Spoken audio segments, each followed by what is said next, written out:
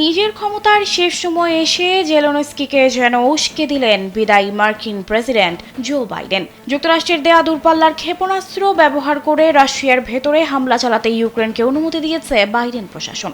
প্রায় ৩ বছর ধরে এই যুদ্ধ চললেও এতদিন মার্কিন অস্ত্র ব্যবহার করে রাশিয়ার ভেতরে হামলা চালাতে দেননি বাইডেন, কিন্তু ক্ষমতার শেষ সময়ে এসে অনুমতি দিলেন তিনি।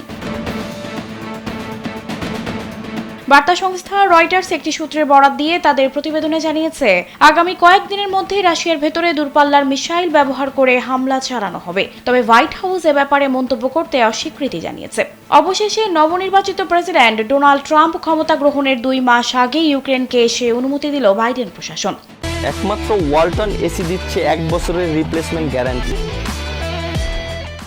এদিকে ইউক্রেনীয় সেনাদের বিরুদ্ধে লড়াই করতে কয়েকদিন আগে উত্তর কোরিয়া সীমান্তে সেনা মোতায়েন করে রাশিয়া। এরপরই যুক্তরাষ্ট্রের পক্ষ থেকে এই অনুমতি দেয়া হলো। যদিও ট্রাম্প বলছে তার প্রথম কাজ হবে ইউক্রেন রাশিয়া যুদ্ধ বন্ধ করা।